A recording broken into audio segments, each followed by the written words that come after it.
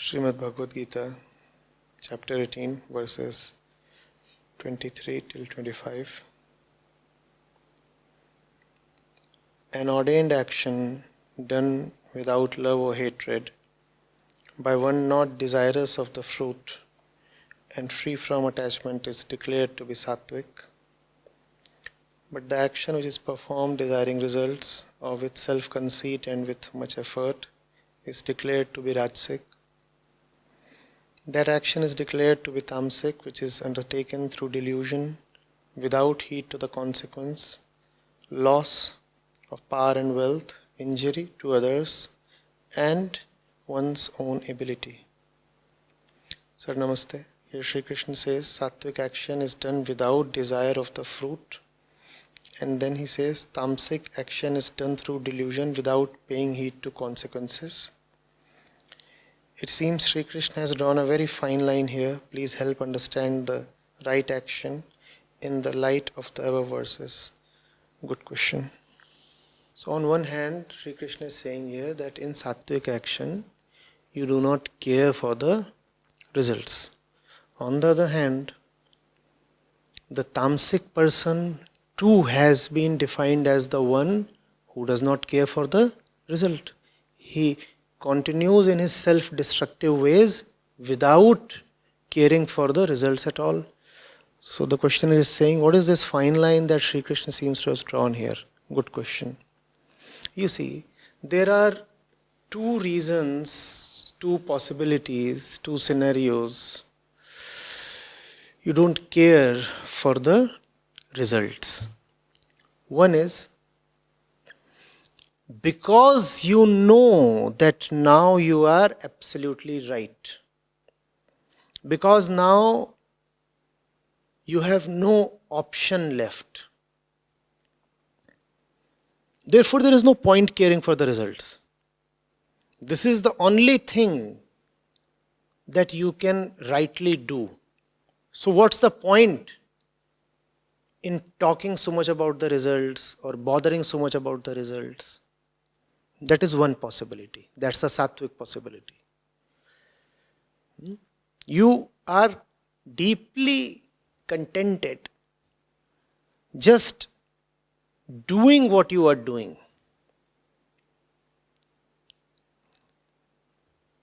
It's all right now.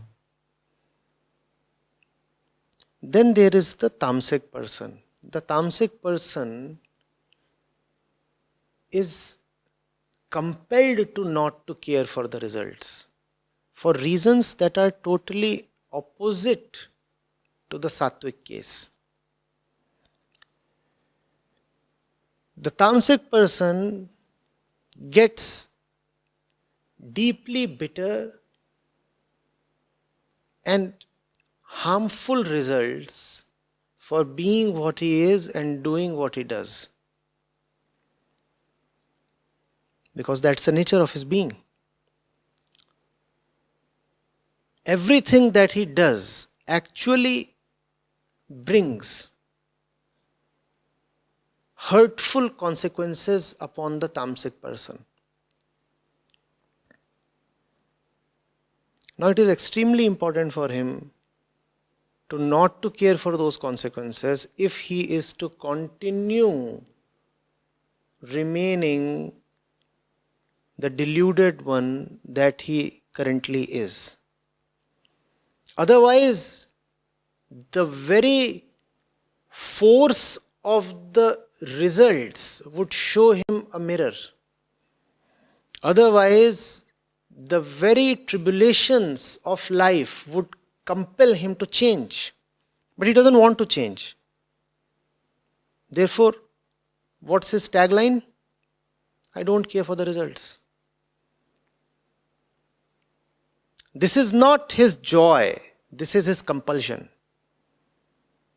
He will have to deliberately and stubbornly ignore the results because the results are shrieking to him, you are living a very bad life.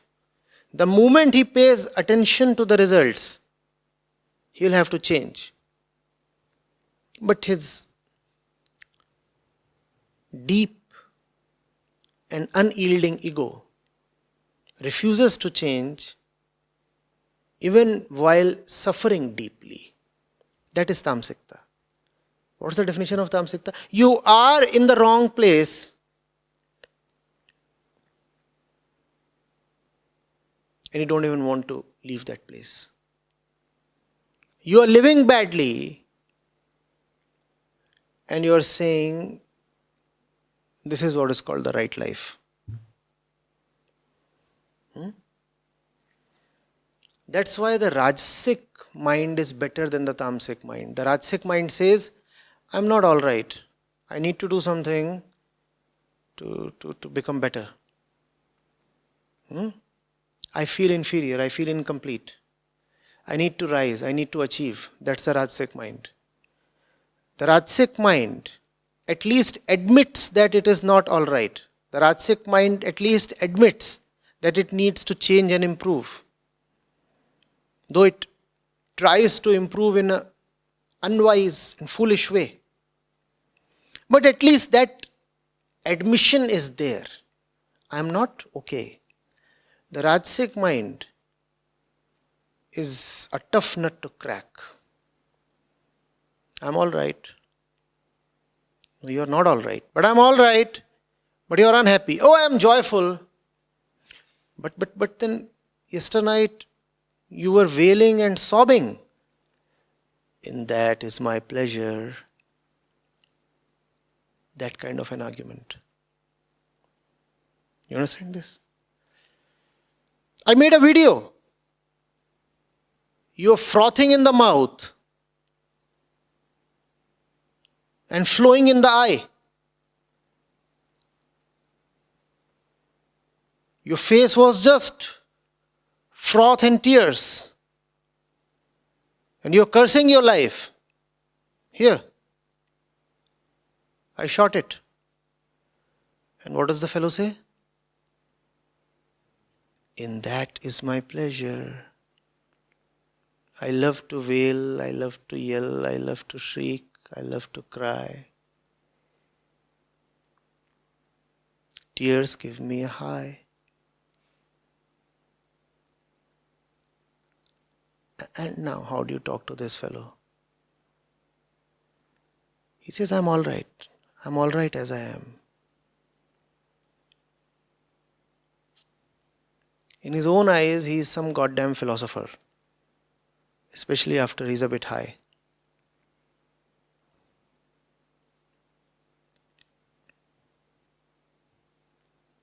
You're getting it?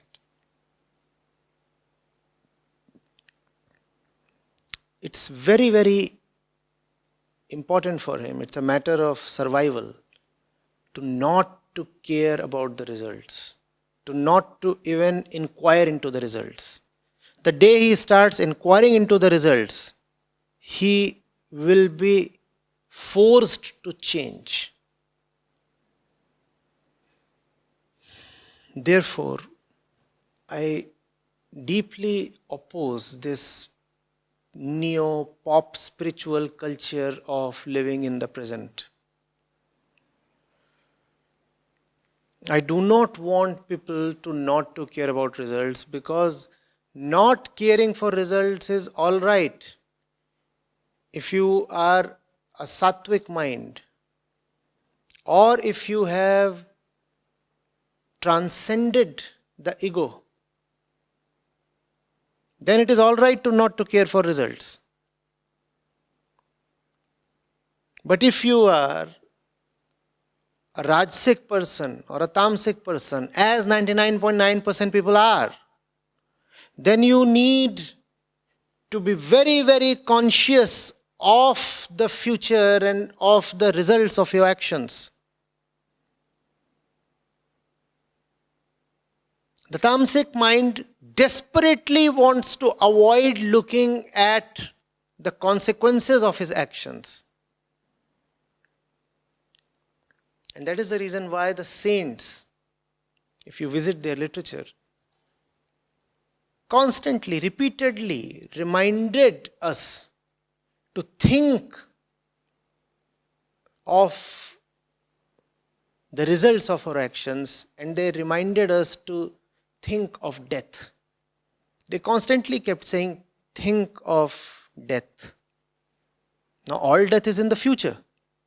But today's pop spirituality is about ignoring the future totally. Don't think of the future, live in the present. Don't think of the future, live in the present.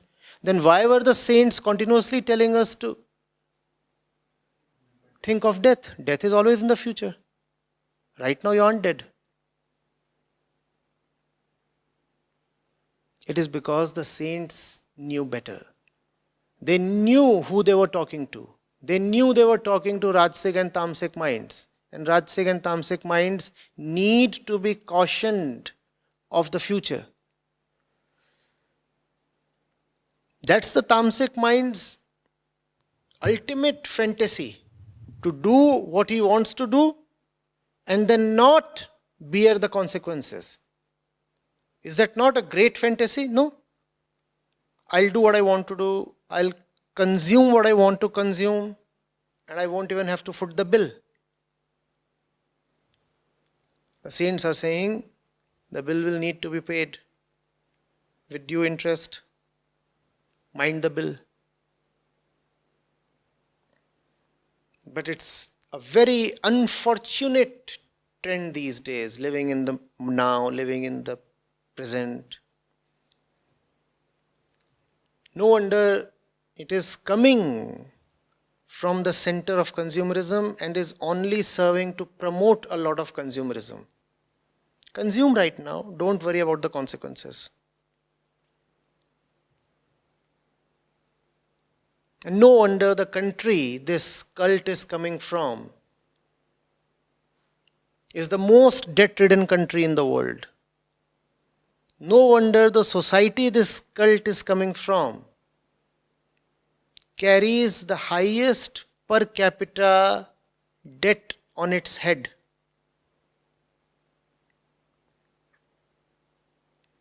Do you know about the average credit card dues of the common American? They are the highest in the world. Spend on your credit card. Live in the present. Don't worry about the future.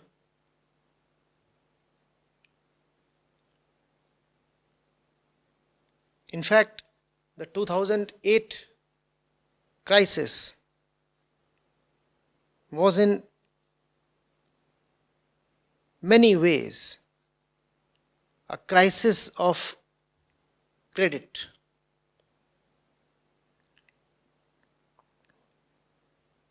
Loans had been given to people who were in no condition to pay them back. And what did those people do with those loans? They lived in the present.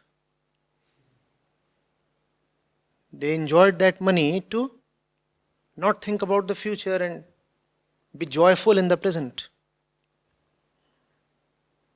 And when the banks wanted their money back, there was no money to be had back. And now the banks didn't know what to do, and then they started rolling one after the other, declaring bankruptcy.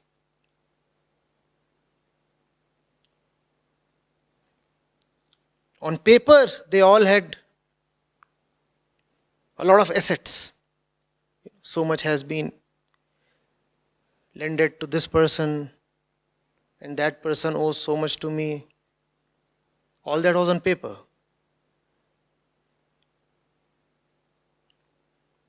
In reality, nothing, because those debts had all been happily consumed. So when the bank said, now please return my money, that is now in the present.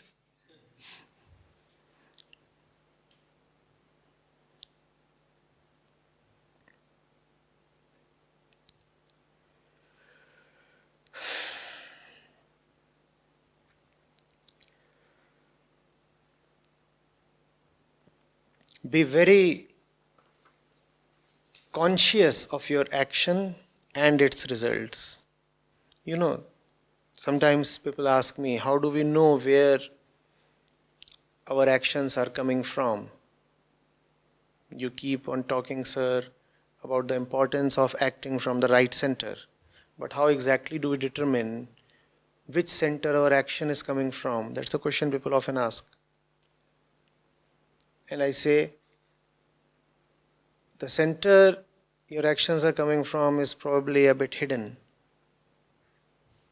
It is an inner thing, and you don't have the eyes to look inwards.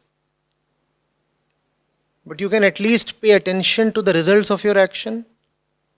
And when you pay attention to the results of your action, then here is a formula for you.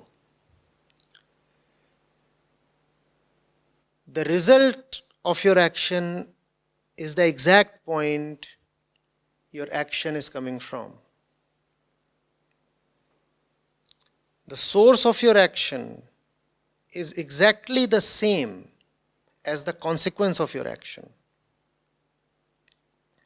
So watch the consequences of your actions and you will realize what the source of the action is.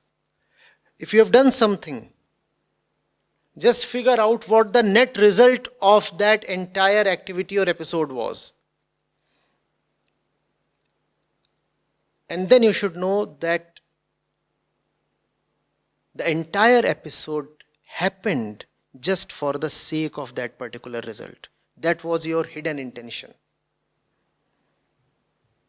For example, you do something, and in some convoluted way, finally it leads you to, break away from a friend. That's the net output of that episode. Now, if you have to ask, where did my actions come from? Then you should know that your action actually came from your subconscious desire to get rid of that friend. That's all that you wanted. The beginning is the end. The result is the source. If you cannot know the source, know the result. We are very complicated and deceitful beings. You will never know why you are acting in a particular way because you don't want to admit that to yourself. But one good way of realizing why you act as you act is to just see the final result of what you're doing. Obviously, you can turn back and say there is nothing called a final result. All right, look, even at the intermediate result, it is for the sake of that intermediate result that you're doing what you're doing.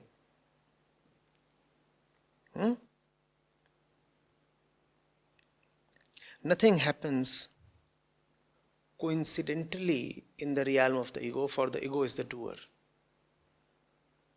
The ego does not let things happen. It does them, right? It doesn't let things happen, does it? So when you are doing something, rest assured that the output is something that the ego wanted. Even if the output appears shocking, even if you want to claim that it's quite an unintended output or outcome, that unintended outcome is not really unintended. You wanted it. You caused it. But you caused it in a very hidden way, in a very obtuse way. Because you didn't want to admit to yourself that you're directly doing it or intentionally doing it. And that is one solid reason why you must mind the consequences. Because the consequence will tell you about your center. If you look even at the gross actions and their results carefully, you will come to know of the subtle forces operating within.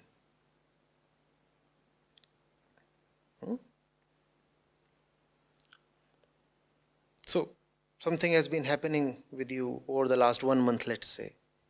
And you narrate the entire story to someone. And if that someone is wise, that someone will ask, all right, what's the net result of all this that's been happening with you?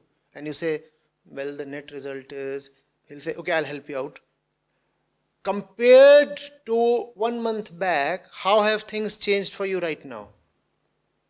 What has changed? And you will say, all right, now that's easier to answer. These are the 3 things that have changed over the last 1 month. then that someone will tell you, it is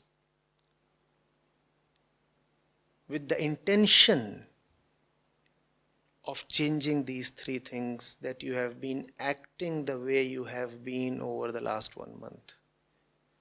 It is not that your actions have coincidentally brought about this result. It is because you wanted this result deep within. Hence you have been acting the way you have been acting. You are just fulfilling your deep desires. So always ask yourself, all this happened ultimately to what result? To what effect? To what end?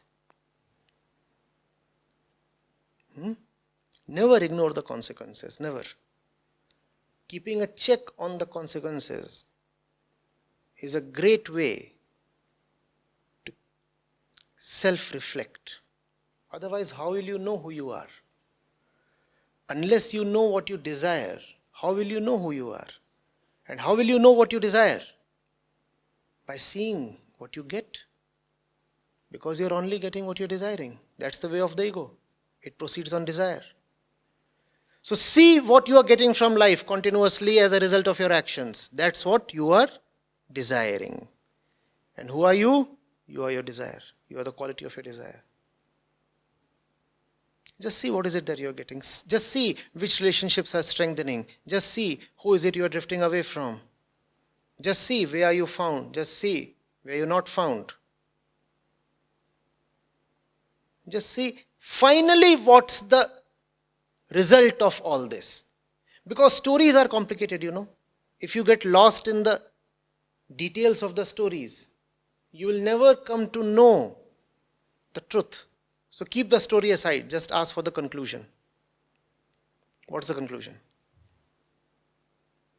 What happened as a result of all this that you are trying to tell me?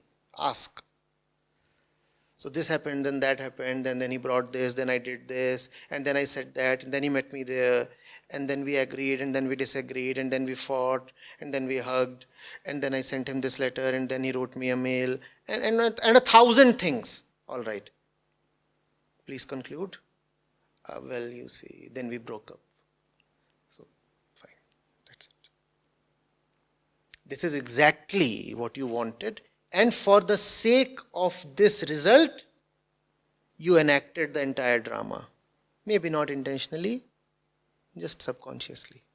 But this is the result that you ultimately wanted anyway. So, be particular about the consequences. That is the reason why the wise ones gave us the principle of karma. What did the principle of karma imply? Oh, you'll have to pay up. You can't go scot-free. To the layman, the principle of karma is just the principle of consequences. And it's very important that most people are mindful of karma phal. What is karma phal? Consequences. It is only now that the time-tested theory of karma is being rubbished aside in favor of pop theories of living in the now, etc. Living in the now is something very, very special, applicable only to those already liberated. Only the ones already liberated have the right to live in the now. The others must be very conscious of the future. It is by remaining conscious of the future that you will ultimately get freedom from the future. It is by being extremely conscious that you will gain freedom from consciousness itself.